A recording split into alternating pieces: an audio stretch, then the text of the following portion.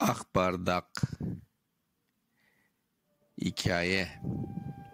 Yazan Tahir Haliloğlu. Bütün gece toktama yağan ilkbahar, yağmur kölkeli alçaklarda ve ova töbe sırtlarda şekerlenip saklı yatkan kar, kalıntılarını büsbütün eritip sabahaca yeryüzünü kapkara edip taşladı. Nasibe Abdi adetince erti uyandı. Tışka çıktı, yağmur da sepere yedi. Kamışla koralangan azbar içinde 2 kazık boyu çekilgen, telden akşamdan unutup kalkan çamaşırlarını yığdı ve kene odağa kırıp şır su şilerini birer birer sığıp soba töbesine yipke yaydı. Soğugandım o da onun keyfini bozdu. Kıyış kongur tahtalarıyla kurulgan setinin üstünde çarşafsız, yamavlı, yegane yorganı tübünde kalaşlanıp yuklanan 9 yaşında oğluna mazun sevgine nazar taşladı.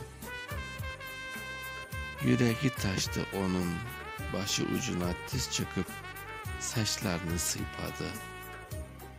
Epey vakit seslenip karlenip oturdu.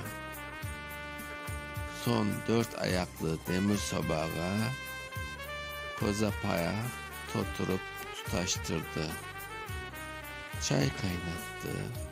Ne kadar kıymasa da oğlunu uyantmaya mecbur oldu. Aç gözlerini kozucuğum, sabah oldu dedi. Anası oğlunun perçemini nazik nazik çivalatıp kalk oğlum, vakit geldi. Kurt Nezir gözlerini açtı, gülümsedi ve yanağını anasının eline koyup anam, anacığım, benim güneşim dedi. Tur tosunum, kıyın yüzünü yuv. Şay şeyik de tallağa barıp kozapağa kesirik. Odunumuz bitti. Ana, tüşümde bilesin mi kimni gördüm? Kimni canım, iyilik olsun.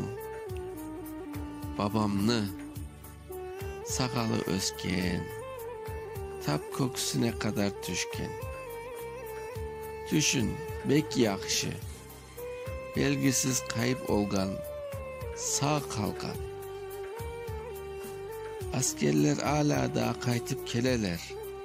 İnşallah baban da sağdır dedi anası. O da tekrar kızgan edi. Kurt Nezir iştanını kölmeğini anası tıkken, yelekni örgen, çoraplarını kıyıp büyük bol kaloşlarını sürüklep dışarı çıktı. Kora kazığına mıhlı savuttan betini yuvdu. Şu vakitte anası sıfra donattı. Ötmekke sarı may silip sıcak tatlı çayla sabahlık yemeklerini aşadılar. Babasını sıfra başında andılar. Sonra coşkun sevinç bekler bir alda ikisi de tarlaga gittiler. İnce, can sıkıcı yağmur hep sepelemekte. Ortalıkta daha yeşil görünmese de endi bari kelgeni belli olup dura. Sürük kıyık papiler havada kanatlanıp sızgırtıp uça.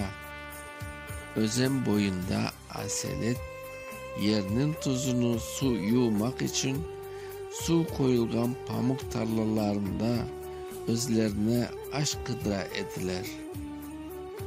Uzakta kararıp durgan zerdali bahçesinin üstü erilgan renkli ince ve yengil tumanın kaplı. Taze toprak, kokulu bahar havası, gökyüzü kafesini totura, o tap kan damarlarıncesine, gönlü hoş ete, coştura, olar sabah timin, kalgan çet sıralardaki kahverengi pamuk saplarını birer birer orakla orup aldılar. Ve iki top kozapağını yiple sıktırıp baylagan son, birbirinin yardımıyla arkalarına urup zar zorla ayak üstüne kaldılar. Köyge az kalganda olar arık boyunda töpecikte ösken dut teregi tüpünde az buçuk rahatlanmak istep toktaldılar. Kısmet etse, babam kaytıp gelse, biz babamla koz papağana kaytarmız. Sen ise üyde aş pişirip bizni beklep oturursun. Yakşı mı ana? Dedi oğlu.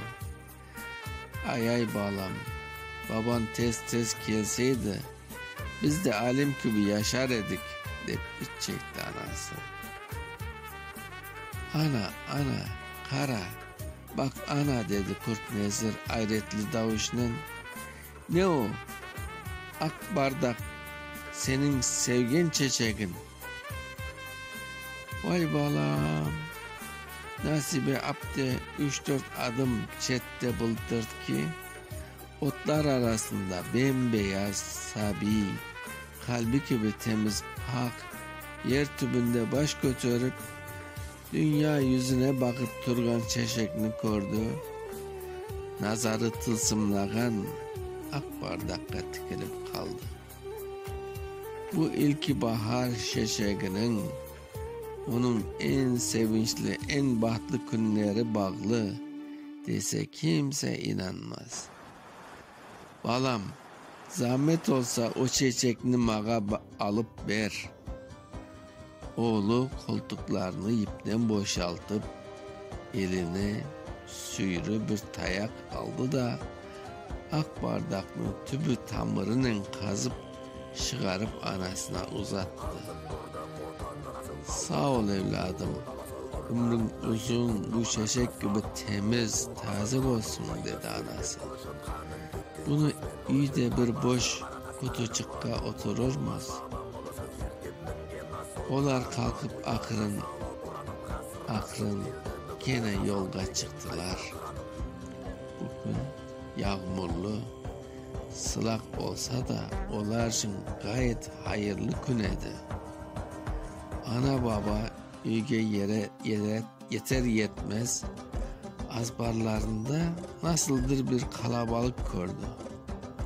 Ne oldu acaba deyip Turgan da karşılarına komşu bala çapıp çıktı. Nasibe abdi, göz aydın, Seyit Nebi ağa sağ selamet geldi. Üge kırmay, sizni beklep dura.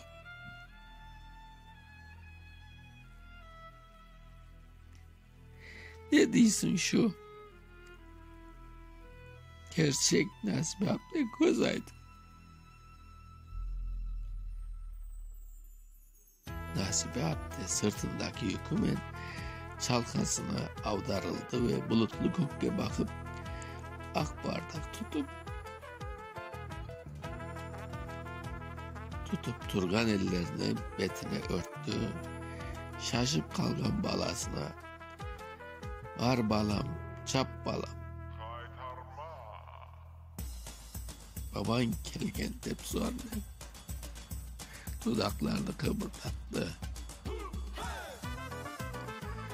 Kurt Nezir omuzlarını sığıp Turgan ipleri çizip kozapağını yerge taşladı da dünyasını unutup ayak tübündeki balçıkını çevre çetke sıçratıp üylerine taba çaptı. Uzun boylu pilot kası tübünden simsiyah saçları, göründük Turgan bir akay elindeki şinelini çemodan üstüne taşlap köylüler arasından çıktı ve balağa karşı tez tez yürüdü. Birkaç adım kalganda o ellerini kartal kanatlar bükerdi.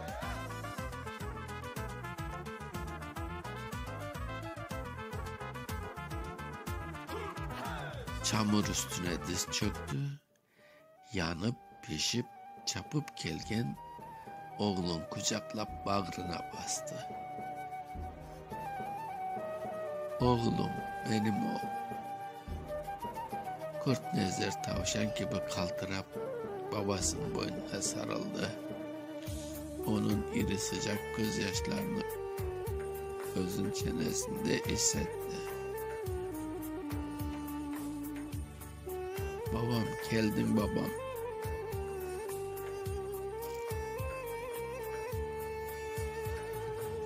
Ben seni gece gündüz pek sağladım.